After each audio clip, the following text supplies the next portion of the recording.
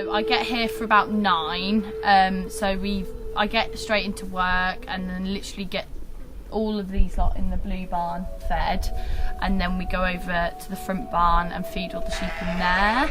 And then there's also a polytunnel where there's pigs and there's feral cats in there, a couple of chickens, and I make sure they're all right. They've got food and water, and that's pretty much the daily routine of the first thing I do in the morning from 9 o'clock really. There's also some lambs that I give them their bottles every morning, so I make up their bottles and then I let them out in their little house outside, give them their bottles, and then they get to play outside. And then all the other sheep that are on the floor here I let out into the field for the day after they've all had their feed. So yeah, pretty mad morning. Yeah, it's like a family here. It's lovely working here, you know, everybody gets on so well, everybody has a laugh.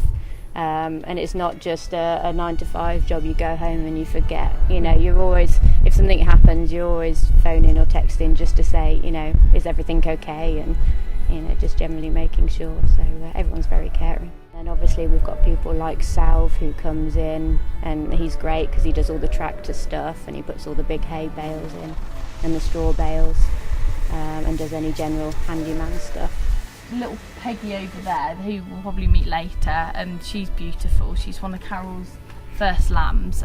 She's lovely, and some of the little lambs out in the field that we'll probably see later, they've all come from different backgrounds and all had different issues, so they're lovely little things. And there's also a little lamb who's one of the oldest, is called Spud, and he's a little character. Probably one of my favourite. Who's the naughtiest? Well, we've got 2 sheep over there called the Naughty, so probably them, jumping in and out of their pens. We've also got a sheep called Bart who's just constantly jumping everywhere. He just loves his food. So. What do they all eat? What does sheep eat? So they have like a sheep mix, so it's like a dry mix, and then they also have a wet mix that we add this thing called sugar beet to, so it just makes it a bit more supple for them. So some of the oldie sheep have more wet mix, so it's easier for them to eat with their teeth if they've got a lot of teeth missing, but it just really, we give them whatever with either dry mix, wet mix, and then they have a massive bundle of hay twice a day, and they have bowls of Hi-Fi, which is like really chopped up hay, and it's got like really good like minerals and vitamins in it, so they do get a good feed here. They'll never go hungry. And I believe I've been told that some of these sheep are quite partial to a biscuit as well. Yes, they do like a good digestive or a rich tea. Yeah.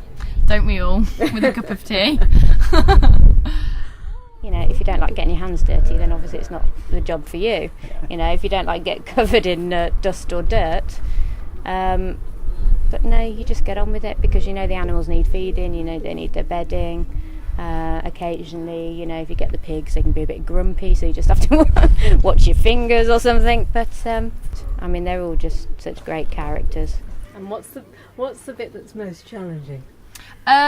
Probably when we. I'd probably say when we have the odd poorly sheep come in. I mean, that's quite emotionally difficult really, because obviously if they've come in and then you have to make sure they're all right and give them injections and things like that. So that's because of my love for sheep, obviously I find that quite difficult sometimes, but obviously if you're helping them, then that's also a good thing. There's Morgan and Marigold. They came into us originally. We were contacted by a family who'd found them in their field tied up, so somebody had obviously abandoned them. So they came into us. Morgan was about 8 months old. Marigold was an adult, so she was a couple of years old. But they've been great. At some point we're obviously hoping to expand their pen out a bit. We don't like to keep things the same all the time here, so we like to, you know, change things. Like the pigs, we're hoping to do different things with their pens, and just to enrich their lives really, you know. But you know, they've been great since they come in. I mean, obviously they're the only goats here at the moment, but as you can see, they're quite happy, so yeah. Bright characters.